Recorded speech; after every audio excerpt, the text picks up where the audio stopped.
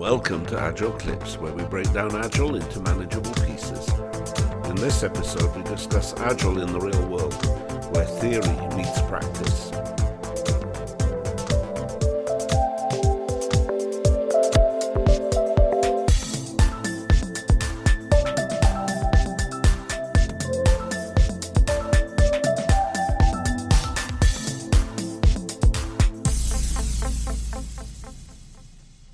Hi, Santosh. How are you? Very good, thanks. And you? I'm doing well, thank you. It's been a while that we haven't had a chance to record our podcast.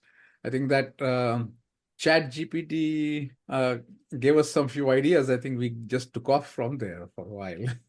We chatted with it and not with each other. That's true. Well, it actually talked some interesting things in my mind, in the sense, oh, how do you talk to a young agilist, and that one who has actually just read the book and reading it back to you?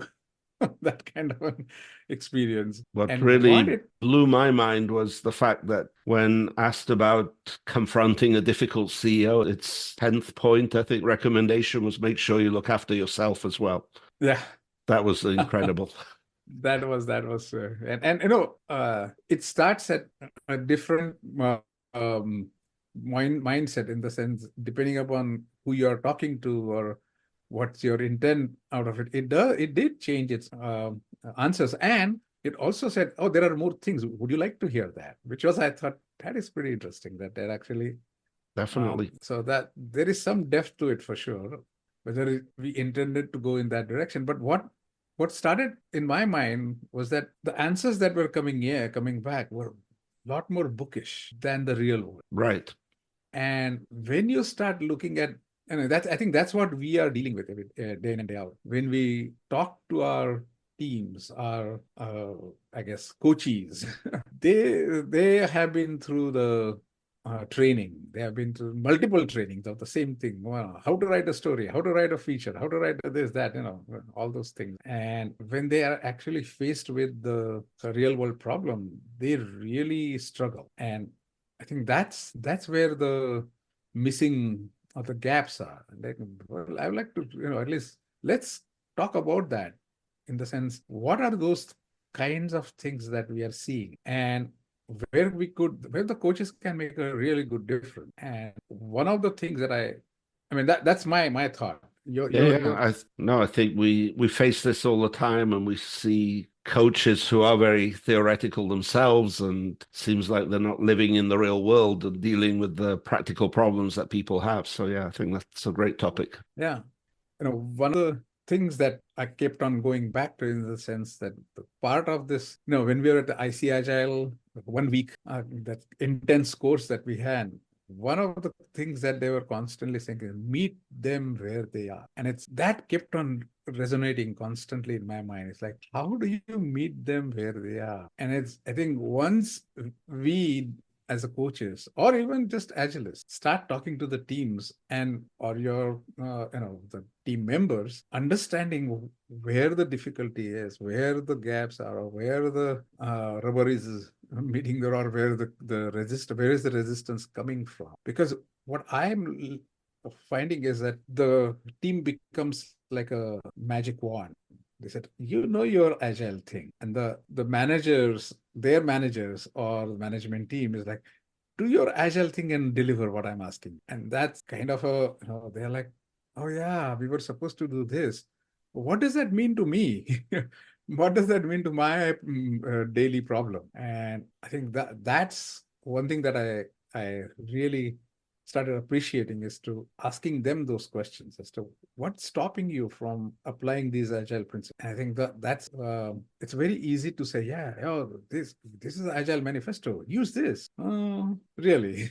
Yeah, this totally reminds me of good marketing. And what I mean by that is, bad marketing is where you have a product, you have a set of features, and you just sell the features. Maybe you don't even sell the benefits, but regardless, you're going from that direction rather than really understanding the needs of the customer, and then the marketing and indeed development of the product should address the actual needs of the users, not because it came from your company.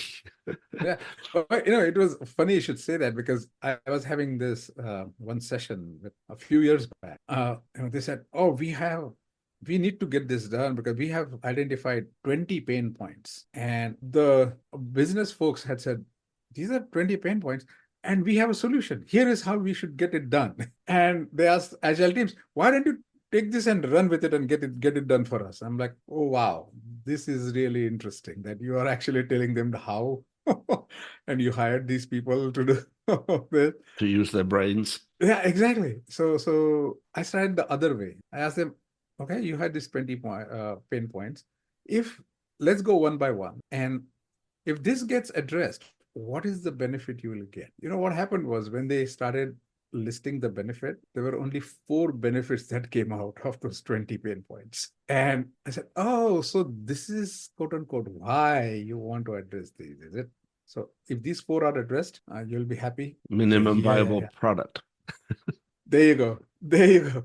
So actually that's what came down to. And then the team said, oh, is that the 4? We know how to get this done. So all this effort that these guys had done to go through how, what data structure has to be there, what this one, I'm like, time out. These guys are pro at it. Why are you doing that for them? And literally those 4 things got done in a month and a half. And they were thinking, oh, this is going to take at least, 3 quarters minimum, 8 to 9 months. So what it shows basically is, once you deal with, that's where I started thinking, that's where the business agility will really start making the difference. If you tell the teams why and what, and now not how, you will be surprised how better results will start coming back. In fact, sorry, carry on. Yeah, go ahead. Now, just today, I was telling my colleagues, since we're looking at making some process improvements and we're redefining what needs to go into a PRD, which I know PRDs are not always in favor in the Agile community, but we have them, or we're introducing them, I should say. But I was telling people today, focus on the desired business outcome in the PRD, not the details of every feature. So let the teams figure out the features, give them the flexibility so that they can be agile, but be very clear about what the expected outcome is. And that way, they can be innovative and bring a lot to the party. Another thing that I asked them to do was, out of those 4, from when we deciphered that into, it was like, these are the 4 things we need. I said, which one you want to finish first? So, everything is important. Well, I said, if everything is important, that means nothing is, because they will give you the easiest thing that they can do. And you just said everything is important, so it is important.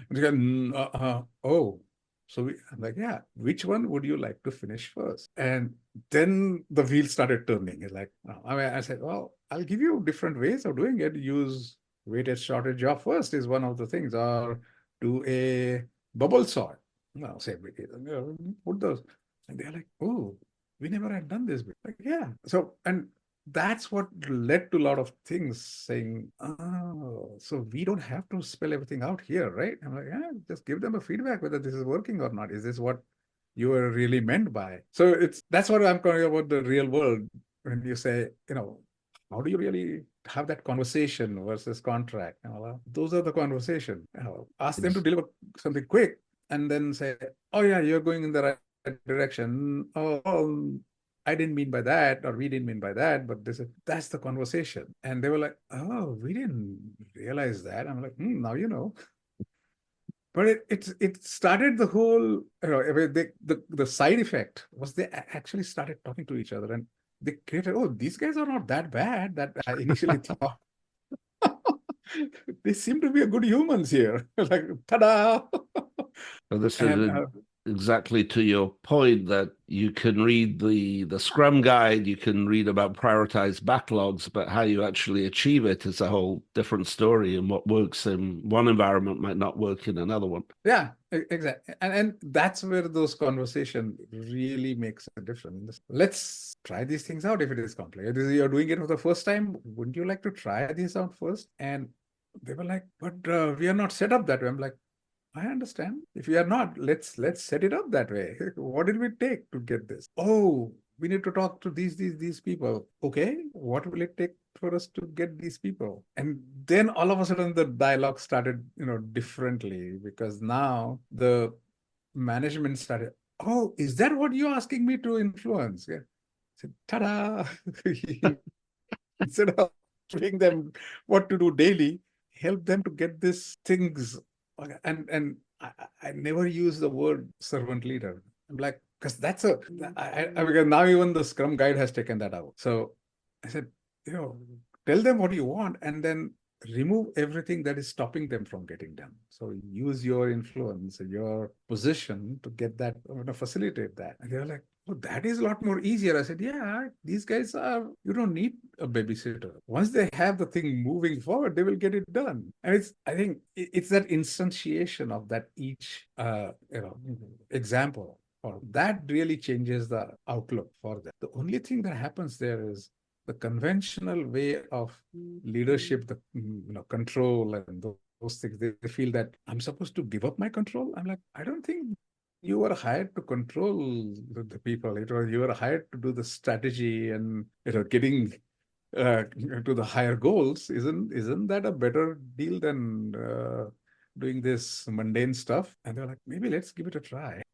I think really it's not a surprise, but a lot of the complexity really comes in when you have multiple teams. True. Right, True. all the coordination between the teams and how the work gets split up, and being able to rely on every team and to deliver on what they said they would do in a sprint, and all that coordination becomes so critical. And that's, I think, another area where the leadership can provide guidance and help with orchestrating everything. Truly. I mean, they can influence a lot of this, the cross-organizational dependence, because they have the purview of whom to go to and whom to, which levers to pull. The teams doesn't. Teams, they're like, and one of the things I always give them an example is like, if the environment is down by a day, out of this 2 weeks sprint, you just lost 10% right of your capacity. So when you're saying we have a commitment to agility, this is that 10% commitment every day to make sure that none of those 10% gets wasted. They're like, oh, I didn't look at it that. I'm like, yeah, those things get, rolled up, and then you will see a snowball effect into that. So it's a aha moment for them. Okay, these guys are smart guys.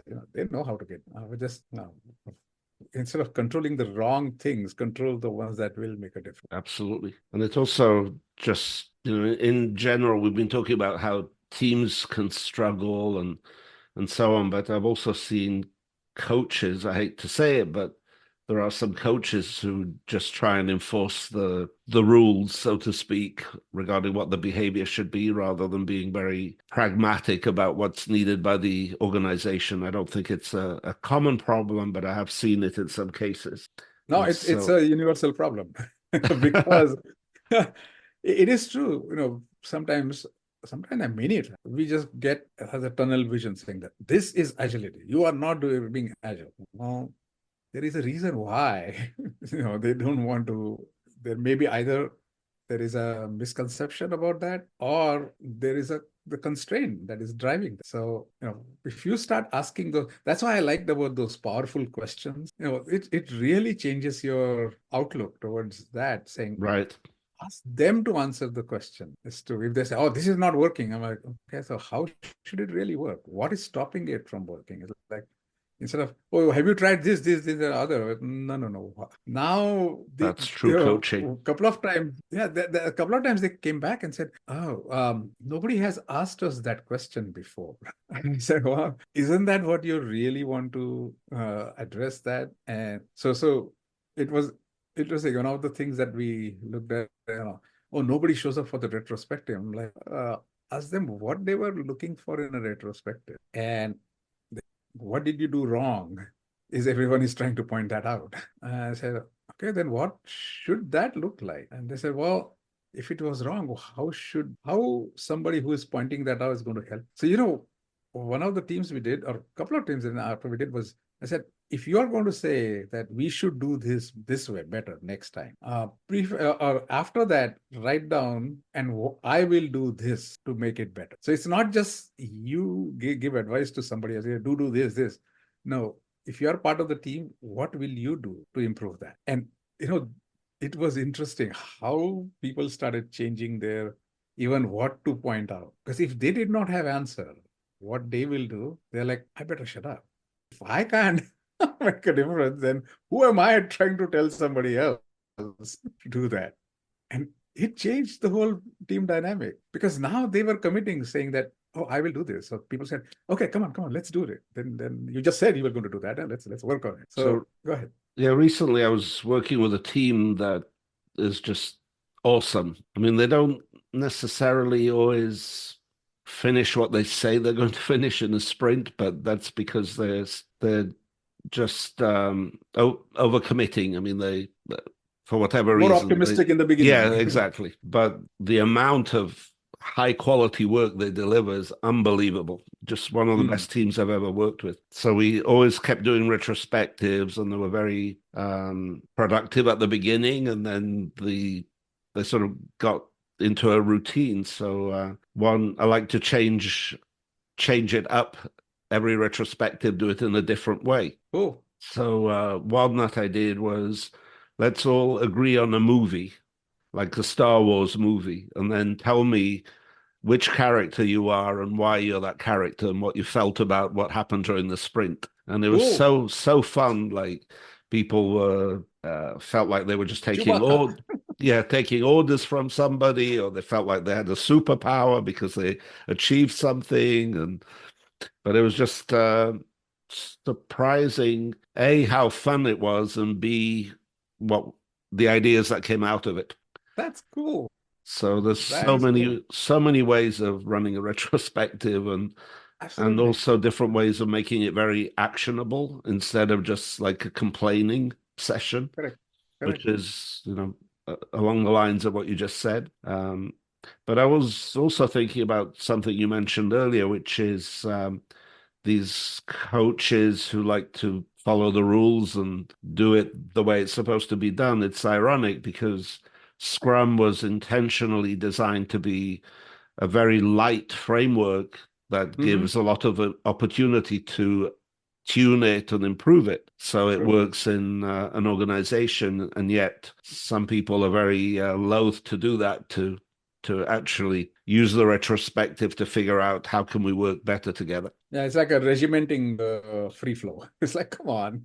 Right. But it is so true that instead of using the guardrails, that becomes almost like a prison cell. You cannot go out here. This is what this is. It's like, no, you have to be able to have an open sky on one end, but just don't go onto the cliff.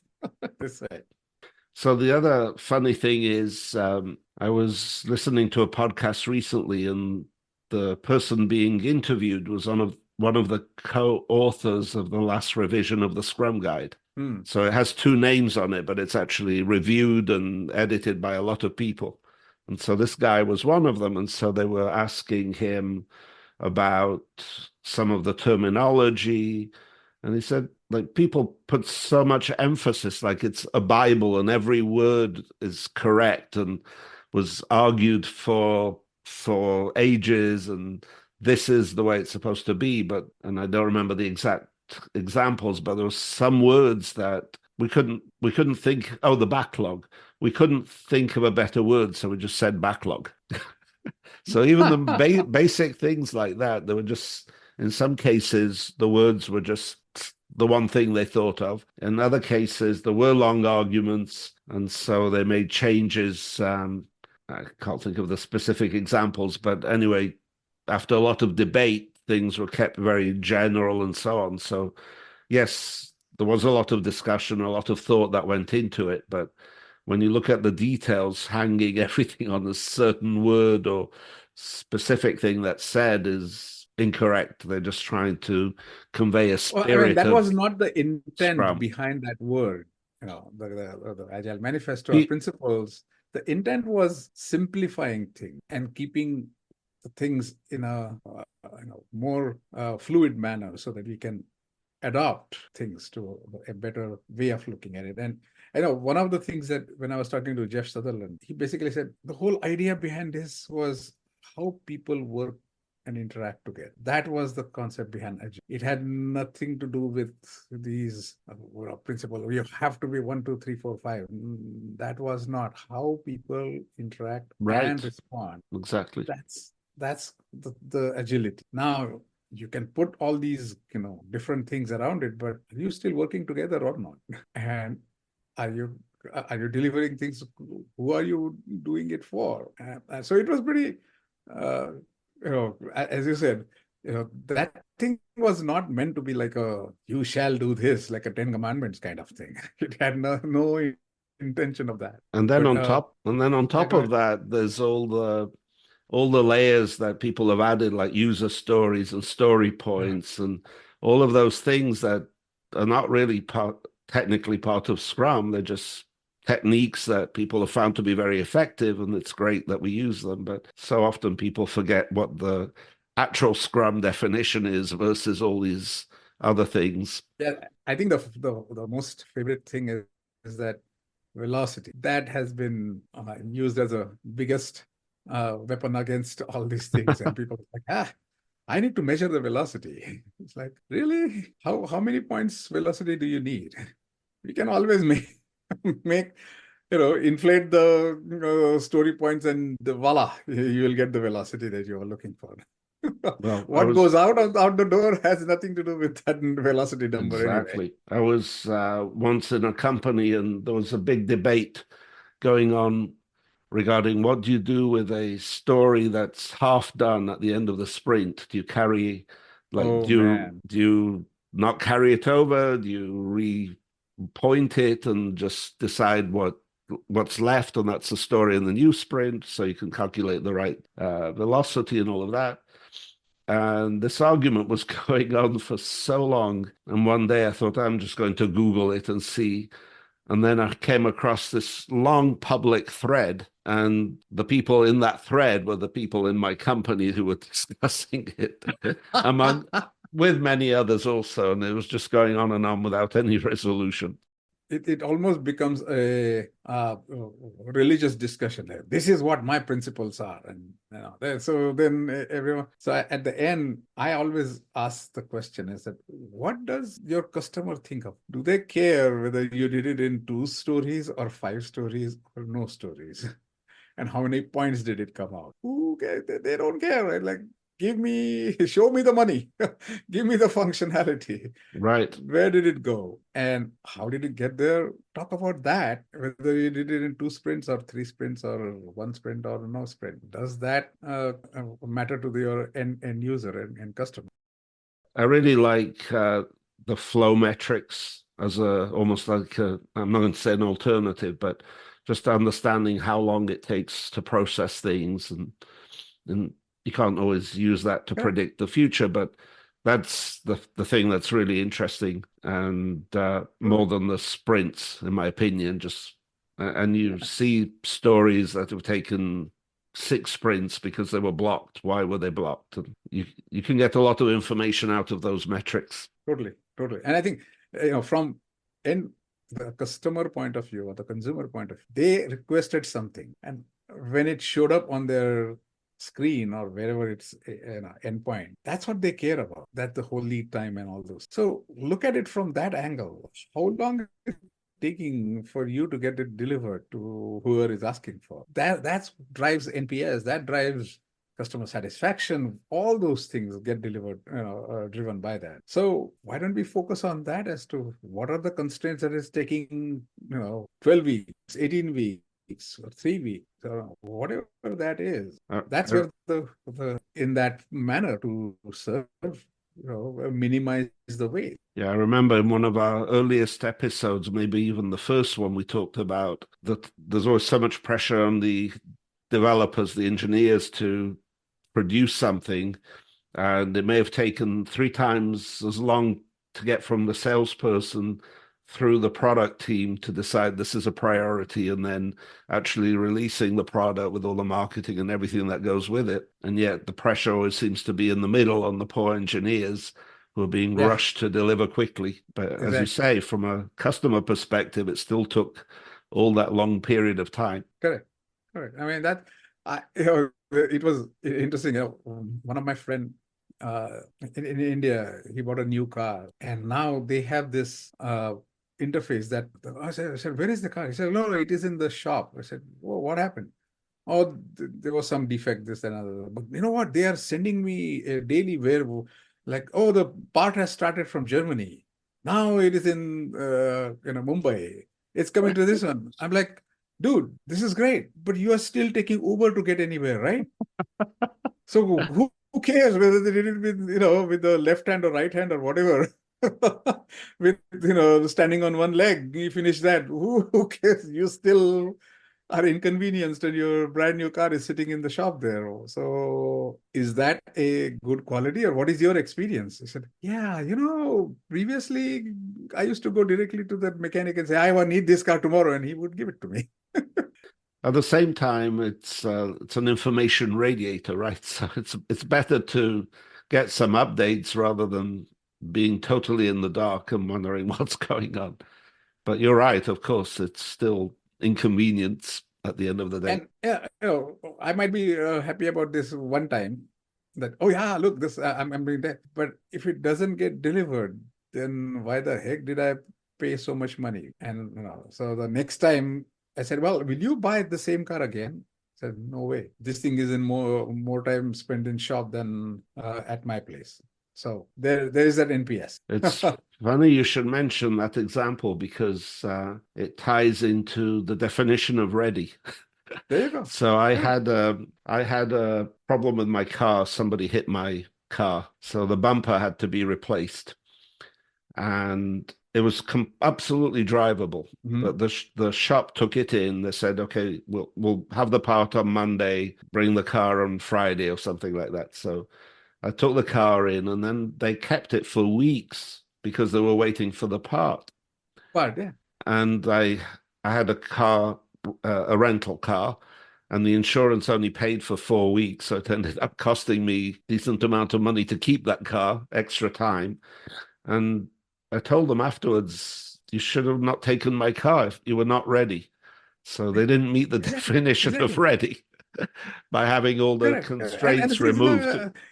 Yeah. And I know that thing just was sitting in their parking lot for waiting for this. So it's like, what's the point here? But yeah, so that if you consider the same thing in our software development, we are waiting for this to be so then why are we taking this on? Let don't stop the progress. Keep the things flowing.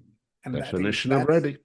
Right. I mean, that's the real world agility. Yeah, because I don't think it's mentioned in any Scrum guide or anywhere like that, but these are the things you have to look after.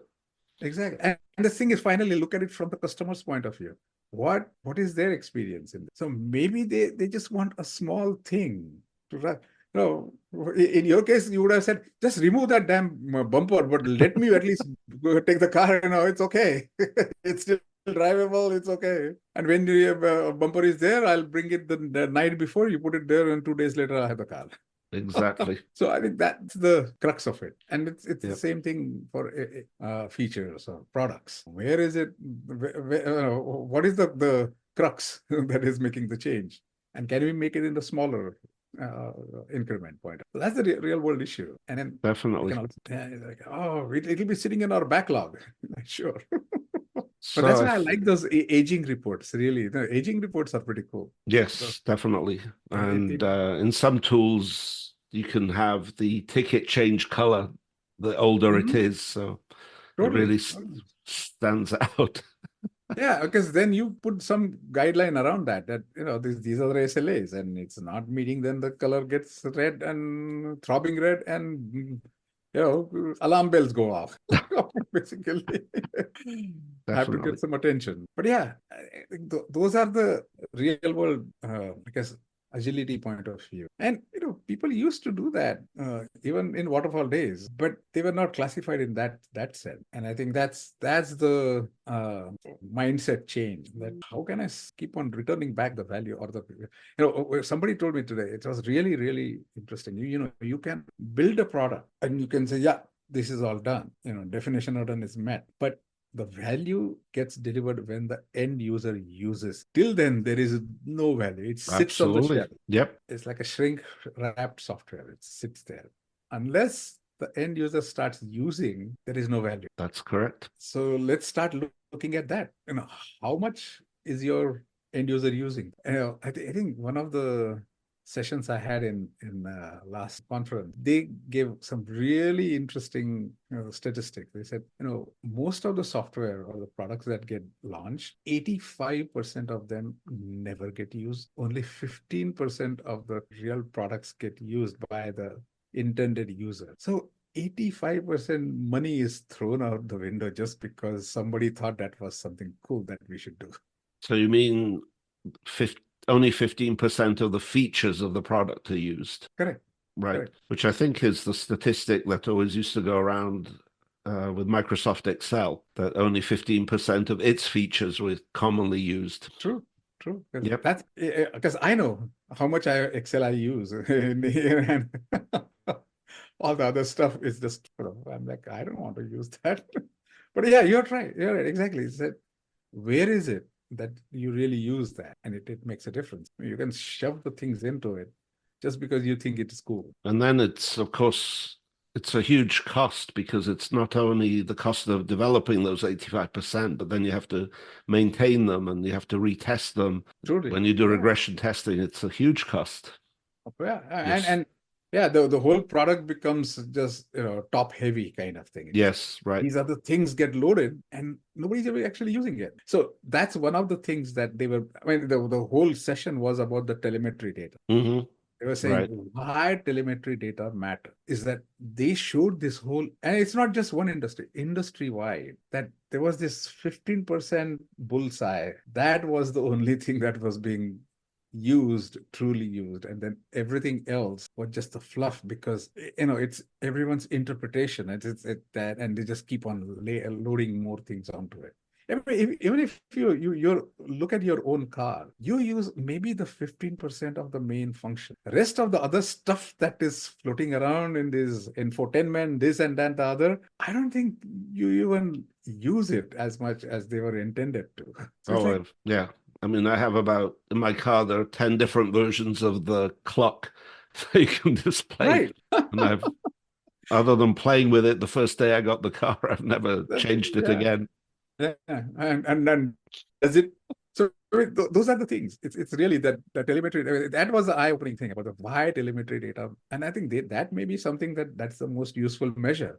When you put it in production, run the telemetry data around that, and see really how many people are really using what, and maybe make those 15% functions better instead of having those pet rocks in those features. Correct.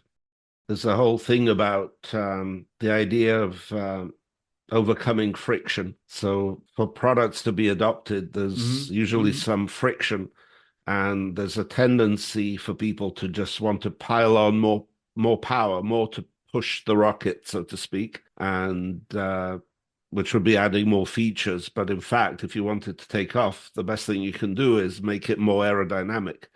You'll get a much better bang for your investment that way. So it sort of ties into even with products like this, to focus on how can you make it easier for people to adopt it, rather than trying to give them more features that won't necessarily help. Funny you should mention this, because there was one session they said, what is the business leader's function in this agility? And one line just stuck in my mind was that they are the ones who can remove the things away from those features that still get the things to the customer. So instead of piling on some of the things, they should be the ones saying that, oh, that's okay. We don't need that right now. We don't need that right now. Just give me this. minimizing what is really the crux of it. And if the business leads start pulling those things into that because they understand the customer, then real needs will start showing. And you have tools to look at. So I thought, that's brilliant. Yeah, definitely. Yeah. Cool. I think we've gone in all kinds of directions, but all related to how do you make Agile work in the real world. So real world. It was a good conversation. Yes, as always. I all right. think we should wrap up at this point. Thank you. And thanks to our listeners for supporting the podcast and listening and subscribing. Yeah, and we are looking forward to hearing back from them. All right. So take care, Santosh, and the best to all our listeners.